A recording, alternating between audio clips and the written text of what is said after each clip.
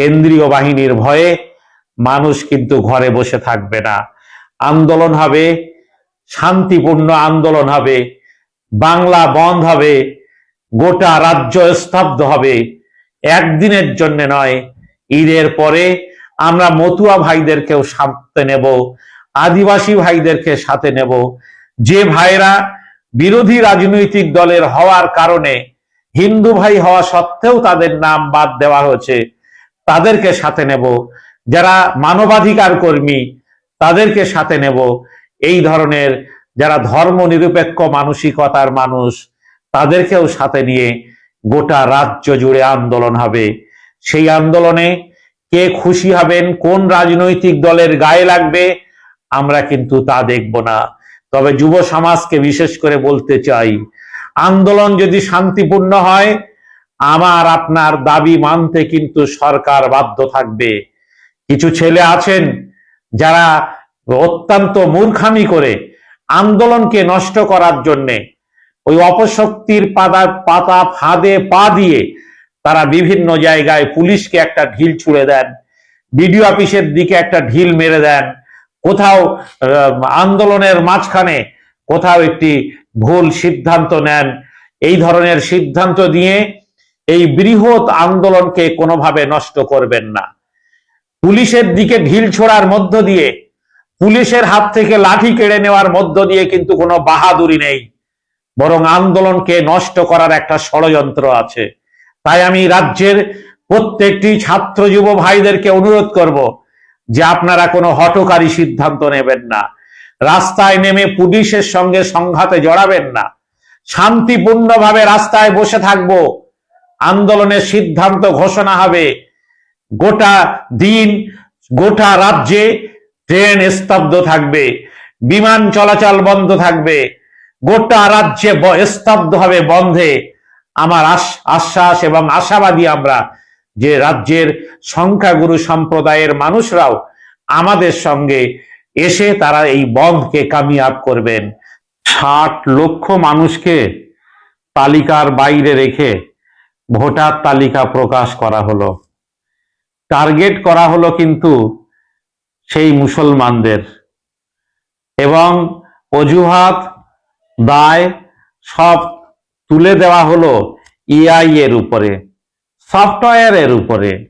সফটওয়্যারকে অবলম্বন করে কেবল মুসলমানদের টার্গেট করে পশ্চিম বাংলার 60 লক্ষ মানুষকে তালিকার বাইরে রেখে নির্বাচন কমিশন তারা ভোটার তালিকা প্রকাশ করলেন।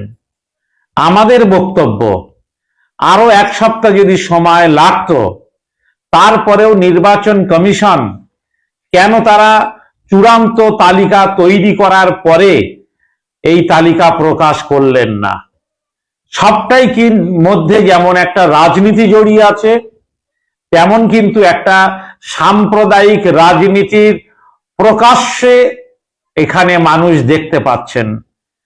নির্বাচন কমিশন, আমরা বারবার বলেছি যে একটি সাংবিধানিক সংস্থা, কিন্তু সাংবিধানিক সংস্থা যে সাম্প্রদায়িক সংস্থায় পরিণত হয়েছে, তার চূড়ান্ত এবং সর্বোচ্চ চেয়ারে বসে তিনি যে সাম্প্রদায়িক বিভাজনের দায়িত্ব নিয়ে ভোটার তালিকা তৈরি করছেন, এটা কিন্তু আবার একবার প্রমাণ হলো এবং সমগ্র ভারতবর্ষের মানুষ সেটা দেখলেন। জ্ঞানেশ কুমার, যিনি প্রধান নির্বাচন কমিশনার, আরো 100 বছর বাঁচবেন এটা নয়, কিংবা আরো 50 বছর ক্ষমতায় থাকবেন, চেয়ারে থাকবেন এটাও নয়, তাকে কিন্তু একদিন পদ থেকে সরে যেতে হবে। তারপরে তাকে নিয়ে গোটা দেশের মানুষ কিন্তু মূল্যায়ন করবেন। সেদিন কিন্তু জ্ঞানেশ কুমারের নাম নির্বাচন কমিশনের ইতিহাসে কালো কালি দিয়ে, কালো অক্ষরে বড় বড় করে লেখা থাকবে। আমরা জানি যে ভারতবর্ষের নির্বাচন ব্যবস্থায় স্বচ্ছতা নিয়ে এসেছিলেন টি.এন. শেষান, এবং টি.এন. শেষানকে আজও পর্যন্ত মানুষ সম্মান করেন। কেন? তিনি ভোটারদের নামের ছবি প্রচলন করেছিলেন, ভোটারদের জন্য আই কার্ডের ব্যবস্থা করেছিলেন, সে সবকিছুকে মধ্যে একটা সংস্কার নিয়ে এসেছিলেন। একটা সুনির্দিষ্ট নিয়ম নিয়ে এসেছিলেন। আজকে নির্বাচন কমিশনার জ্ঞানেশ কুমার তিনি সংস্কার নিয়ে আসার পরিবর্তে কিছুটা অপসংস্কার এবং অনেকটাই সাম্প্রদায়িক বিভাজনের মধ্য দিয়ে একটি তিনি তালিকা প্রকাশ করলেন। বোঝা যায়, বলা হয় যে নির্বাচন কমিশনের অধীনে দেশের সমস্ত অফিসাররা তারা নির্বাচন কমিশনের মধ্যে দায়িত্ব পালন করতে বাধ্য। আপনারা দেখেছেন কিছু বিএলও কে সাসপেন্ড করেছেন, কিছু ইআরও কে সাসপেন্ড করেছেন, এইআরও কে সাসপেন্ড করেছেন। এই ক্ষমতা নির্বাচন কমিশনের আছে বলে তারা সাসপেন্ড সাময়িকভাবে করেছেন।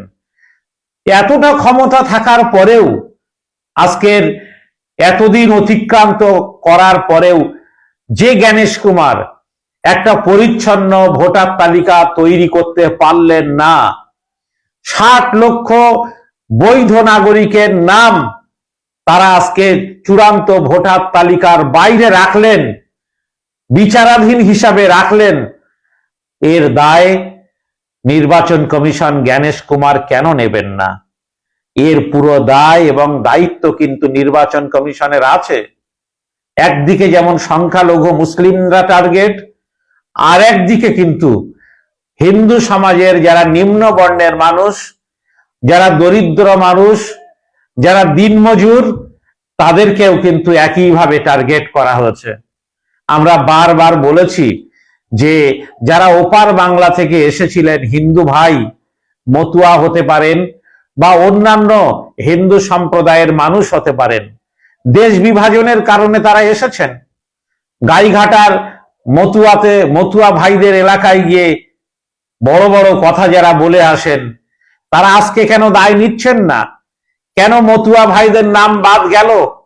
বাংলাদেশ থেকে আসে, তাদের এত দরদ তাদের প্রতি, এখানকার বিরোধী দলনেতা, ওই ফ্যাসিবাদী রাজনৈতিক দলের নেতা, তারা বর্ডারে গিয়ে বলেন বাংলাদেশে থাকার দরকার নেই, ইউনুসের অত্যাচার তোমাদের সহ্য করতে হবে না, আমরা বুকের দরজা খুলে দিচ্ছি, তোমরা এসো, আমাদের পশ্চিম বাংলায় তোমাদের সব ব্যবস্থা করব। যারা 20 বছর আগে এসেছেন, যারা 15 বছর আগে এসেছেন, তাদের ব্যবস্থা তোমরা করতে পারলে না। তাদের তোমরা ভোটার তালিকায় নাম রাখার পরিবর্তে সেই তালিকায় থাকা নামটা বাদ দিয়ে দিলে। আজকে তাদের জন্য তোমরা কুমিরের মতো করে কাঁদছো। এই কান্নার ভিতরে জেনে রাখবে মানুষ, জনগণ, এরা কিন্তু শেষ কথা বলে। আমরা জানি একই সঙ্গে পবিত্র রমজান মাস চলছে। পবিত্র রমজান মাস চলার কারণে আমরা এখনই বৃহত্তর আন্দোলনে নামা সম্ভব হচ্ছে না, কিন্তু আন্দোলনের পরিকল্পনা আমরা করছি। আগেই ঘোষণা দিয়েছিলাম গান্ধীর দেশে গান্ধীর নীতি, গান্ধীর পথ অবলম্বন করেই কিন্তু আন্দোলন হবে, শান্তিপূর্ণ আন্দোলন হবে। যারা ভীরু, যারা কাপুরুষ, তাদেরকে কিন্তু কেন্দ্রীয় বাহিনী দিয়ে ভয় দেখিয়ে আন্দোলন থেকে দূরে সরিয়ে দেওয়া যায়। কিন্তু সবাইকে ভীরু মনে করবেন না, সবাই কিন্তু সাভারকর নয়, সবাই কিন্তু কাপুরুষ নয়। জেনে রাখবেন, আন্দোলন যারা করে তারা কিন্তু আন্দোলন করবে। পবিত্র রমজান মাসে আমরা সমস্ত বিষয়টিকে দেখছি। যেহেতু বিচারাধীন ব্যবস্থা, সেই জন্যে আমাদের বিচার ব্যবস্থার প্রতি চূড়ান্ত আস্থা আছে। আমরা মনে করছি যে বিচার ব্যবস্থা এবং মহামান্য বিচারক যাদের দায়িত্ব দেওয়া হয়েছেন, তারা সমস্ত কিছু খতিয়ে দেখে যে 60 লক্ষ মানুষের নাম নির্বাচন কমিশন সাম্প্রদায়িক মেরুকরণ তৈরি করে এই তালিকায় বিচারাধীন হিসাবে রেখেছেন, তাদের নাম মহামান্য বিচারক যারা, তারা চূড়ান্ত তালিকায় তুলে দেবেন। এই আত্মবিশ্বাস আমাদের আছে, কেননা ভারতবর্ষের বিচার ব্যবস্থার প্রতি আমাদের আস্থা আছে, ভারতবর্ষের সংবিধানের প্রতি আস্থা আছে। আমরা মনে করি বাবা সাহেব আম্বেদকরের তৈরি করা সংবিধান নিরপেক্ষ সংবিধান। সে উচ্চ বর্ণের মানুষ থেকে শুরু করে নিম্ন বর্ণের মানুষ, সে সর্ববৃহৎ সংখ্যালঘু মুসলমান থেকে শুরু করে সর্ব কম সংখ্যার সংখ্যালঘু শিখ, ইসাই, তাদের প্রতিও কিন্তু এই সংবিধান ন্যায় এবং নিষ্ঠার সঙ্গে সমমান সমমর্যাদা, ন্যায় বিচার পুঙ্খানুপুঙ্খভাবে প্রতিষ্ঠিত করেছেন। ফলে যে মহামান্য বিচারকরা এই সংবিধানকে সামনে রেখে এই 60 লক্ষ মানুষের নাম তারা যাচাই করছেন, আমার আত্মবিশ্বাস নিরপেক্ষ দৃষ্টিতে তারা অবশ্যই এই 60 লক্ষ মানুষের নাম চূড়ান্ত ভোটার তালিকায় অর্থাৎ সাপ্লিমেন্টারি তালিকায় তারা নথিভুক্ত করবেন। যদি দেখা যায় যে এর উপরেও এই শাসক গোষ্ঠী বা এই যে যারা ফ্যাসিবাদী শক্তি, যারা নির্বাচন কমিশনের নামে নিজেদের রাজনৈতিক এজেন্ডাকে কার্যকরী করতে চাইছে, যদি দেখা যায় যে বিচারকদের তারা সুষ্ঠুভাবে কাজ করতে দিচ্ছেন না, তাহলে কিন্তু জেনে রাখবেন কেন্দ্রীয় বাহিনীর ভয়ে মানুষ কিন্তু ঘরে বসে থাকবে না। আন্দোলন হবে, শান্তিপূর্ণ আন্দোলন হবে, বাংলা বন্ধ হবে, গোটা রাজ্য স্তব্ধ হবে। একদিনের জন্য নয়, ঈদের পরে আমরা মতুয়া ভাইদেরকেও সাথে নেব, আদিবাসী ভাইদেরকে সাথে নেব। যে ভাইরা বিরোধী রাজনৈতিক দলের হওয়ার কারণে হিন্দু ভাই হওয়া সত্ত্বেও তাদের নাম বাদ দেওয়া হয়েছে, তাদেরকে সাথে নেব। যারা মানবাধিকার কর্মী তাদেরকে সাথে নেব। এই ধরনের যারা ধর্ম নিরপেক্ষ মানসিকতার মানুষ তাদেরকেও সাথে নিয়ে গোটা রাজ্য জুড়ে আন্দোলন হবে। সেই আন্দোলনে কে খুশি হবেন, কোন রাজনৈতিক দলের গায়ে লাগবে, আমরা কিন্তু তা দেখব না। তবে যুব সমাজকে বিশেষ করে বলতে চাই, আন্দোলন যদি শান্তিপূর্ণ হয়, আমার আপনার দাবি মানতে কিন্তু সরকার বাধ্য থাকবে। কিছু ছেলে আছেন যারা অত্যন্ত মূর্খামি করে আন্দোলনকে নষ্ট করার জন্যে ওই অপশক্তির পাতা ফাঁদে পা দিয়ে তারা বিভিন্ন জায়গায় পুলিশকে একটা ঢিল ছুঁড়ে দেন, বিডিও অফিসের দিকে একটা ঢিল মেরে দেন, কোথাও আন্দোলনের মাঝখানে কোথাও একটি ভুল সিদ্ধান্ত নেন। এই ধরনের সিদ্ধান্ত দিয়ে এই বৃহৎ আন্দোলনকে কোনোভাবে নষ্ট করবেন না। পুলিশের দিকে ঢিল ছোড়ার মধ্য দিয়ে, পুলিশের হাত থেকে লাঠি কেড়ে নেওয়ার মধ্য দিয়ে কিন্তু কোনো বাহাদুরি নেই, বরং আন্দোলনকে নষ্ট করার একটা ষড়যন্ত্র আছে। তাই আমি রাজ্যের প্রত্যেকটি ছাত্র যুব ভাইদেরকে অনুরোধ করব যে আপনারা কোনো হঠকারী সিদ্ধান্ত নেবেন না, রাস্তায় নেমে পুলিশের সঙ্গে সংঘাতে জড়াবেন না, শান্তিপূর্ণভাবে রাস্তায় বসে থাকবো। আন্দোলনের সিদ্ধান্ত ঘোষণা হবে, গোটা দিন গোটা রাজ্যে ট্রেন স্তব্ধ থাকবে, বিমান চলাচল বন্ধ থাকবে, গোটা রাজ্যে স্তব্ধ হবে বন্ধে। আমার আশ্বাস এবং আশাবাদী আমরা যে রাজ্যের সংখ্যাগুরু সম্প্রদায়ের মানুষরাও আমাদের সঙ্গে এসে তারা এই বন্ধকে কামিয়াব করবেন। কিন্তু গোটা প্রক্রিয়াটা আগে দেখে নেওয়া হবে, তারপরেই কিন্তু চূড়ান্ত আন্দোলনের নকশা তৈরি করে আমরা শান্তিপূর্ণ আন্দোলন করব। আবারও বলবো, গান্ধীর দেশে গান্ধীর পথ ধরে গান্ধীর মতাদর্শ অনুযায়ী শান্তিপূর্ণ আন্দোলনই কিন্তু আমাদের গণতন্ত্র ফিরিয়ে পাওয়ার আন্দোলনকে সার্থক করবে এবং যারা নাগরিক তাদের নাগরিকত্ব ফিরে পাওয়ার কে সুনিশ্চিত করবে। এটি হবে আমাদের পথ। আজকে আমাদের মতুয়া ভাইরাও যশোর রোড অবরোধ করেছেন। তারা যে এলাকায় থাকেন সেই এলাকায় রাস্তায় নেমেছেন। তাদের আন্দোলনকে আমরা কুর্নিশ জানাচ্ছি, আমরা সমর্থন জানাচ্ছি। যে কোনো আন্দোলনে সহযোগিতা লাগলে আমরাও তাদের পাশে দাঁড়াবো, তাদের ডাকে সাড়া দেব। বিগত দিনে যেমন আমরা তাদেরকে ওয়াদা করেছি, আজও তাদের পাশে থাকার ওয়াদা আমরা করছি। আমরা থাকবো, এই অঙ্গীকার করছি। আর রাজ্যের সব এলাকার ভাইদের বলবো, সংগঠিত হন। যদি মনে হয় যে বিডিও অফিসগুলোর বাইরে এই রোজা অবস্থাতেই শান্তিপূর্ণ অবস্থান করতে হবে, আমরা অবস্থানের কর্মসূচি নেব। ডিএম অফিসের বাইরে যদি অবস্থান করতে হয়, শান্তিপূর্ণ অবস্থানের কর্মসূচি আমরা নেব। নির্বাচন কমিশনের দপ্তরের বাইরেও যদি কর্মসূচি নিতে হয়, সে কর্মসূচিও আমরা নেব, কিন্তু ভিন্ন ভিন্ন ভাবে নয়। আমরা ঐক্যবদ্ধভাবে আন্দোলনের পথ তৈরি করার সিদ্ধান্ত নিচ্ছি। আপনারা অপেক্ষা করবেন, ধৈর্য ধরবেন। আপনারা নিশ্চয়ই এই আন্দোলনে সব রকম সহযোগিতা করবেন এই আশা রাখছি। আর পরিবেশ শান্তিপূর্ণ রাখার আপনাদের আহ্বান জানাচ্ছি। আর মহামান্য বিচারকদের কাছে এই ভিডিওর মাধ্যমে আপনাদের শেয়ার আর লাইকের মধ্য দিয়ে আমাদের বার্তা তাদের কাছে পৌঁছাচ্ছি। আপনারা বিচারকের চেয়ারে বসে আছেন, আপনাদের প্রতি শুধু আমার নয় সমগ্র রাজ্যবাসীর পূর্ণ আস্থা আছে। আপনারা নিরপেক্ষ বিচার করুন।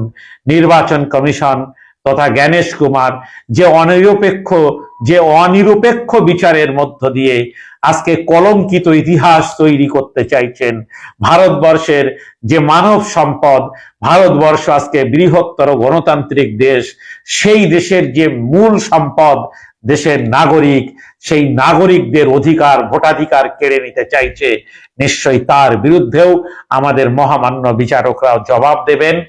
পরিচ্ছন্ন ভোটার তালিকা তৈরির ক্ষেত্রে তাদের ইতিবাচক পদক্ষেপের মধ্য দিয়ে এবং এই 60 লক্ষ মানুষের যে ভাগ্য ঝুলে আছে, কোথাও একটু নামের বানান ভুল আছে, কোথাও একটু মিসম্যাচ হয়েছে, আমার কাছে অনেক প্রমাণপত্র আছে, অনেক প্রমাণপত্র আমার কাছে এসেছে যে যাদের ম্যাপিং হয়নি অথচ তারা সংখ্যাগুরু সম্প্রদায়ের মানুষ, নো ম্যাপিং ছিল, তাদেরকেও চূড়ান্ত ভোটার তালিকায় তাদের নাম এসেছে। আর যাদের ম্যাপিং হয়েছে 2002 সালে নাম ছিল, 2025 সালে নাম আছে, নামের একটা বানান ভুল, ফজলুর রহমান ফজলুর হয়েছে। ফজলুর রহমান নিজে ফজলুর লেখেননি, যারা নির্বাচন কমিশন থেকে এসেছিলেন নিজেদের ভোটার তালিকা তৈরি করতে তারাই লিখেছিলেন, বানানের ভুলটা তারাই করেছিলেন। আজকে তারাই আবার সেই ভুলের জন্য একজন ভোটারকে, একজন বৈধ নাগরিককে কাঠগড়ায় দাঁড় করাচ্ছেন। জেনে রাখবেন, ইতিহাস কিন্তু কাউকে ক্ষমা করেনি, হিটলারকেও ক্ষমা করেনি। আজকে জ্ঞানেশ কুমার যদি মনে করেন তিনি কলঙ্কিত অধ্যায় তৈরি করবেন আর ইতিহাস তাকে ক্ষমা করবে, এটা হবে না। আমি আশা করব মহামান্য বিচারকরা নিরপেক্ষ বিচারের মধ্য দিয়ে আমাদের দেশের যারা স্থায়ী নাগরিক তাদের প্রতি সুবিচার করবেন এবং তাদের নাম আবার চূড়ান্ত তালিকায় ফিরিয়ে আনবেন। আমি শুধু একটা কথা মনে করিয়ে দিতে চাই, মহামান্য সর্বোচ্চ আদালতের প্রধান বিচারপতির নেতৃত্বাধীন বেঞ্চ পরিষ্কার করে বলেছিলেন যে যাদের নামের সামান্য ভুল আছে তাদেরকে কোনোভাবে যেন ভোটার তালিকার নাম বাদ দেওয়ার জন্য হেনস্থা না করা হয়। গতকাল বাদুড়িয়ায় একজন বিএলও তিনি আক্ষেপ করে বলেছেন, আমার নাম আমজাদ AMZAD, ভোটার তালিকায় সেখানে কেবলমাত্র জেড এর জায়গায় জি আছে বলে আমাকেও চূড়ান্ত ভোটার তালিকায় নামটা রাখা হয়নি, সেখানেও কিন্তু বিচারাধীন বলা হয়েছে। এটি হচ্ছে আজকের একটা বড় প্রহসন যে নির্বাচন কমিশন বহু ক্ষেত্রে তারা আমাদের দেশের সর্বোচ্চ আদালত সুপ্রিম কোর্টের নির্দেশকে পর্যন্ত অমান্য করছে। এটি হচ্ছে জ্ঞানেশ কুমারের বড় ঔদ্ধত্য। এই ঔদ্ধত্যের জবাব আমরা দেব, ভারতবর্ষের মানুষ কিন্তু দেবেন। সবাই ভালো থাকবেন, অপেক্ষা করবেন, নজর রাখবেন আর আপনারা আন্দোলনের প্রস্তুতি নেবেন।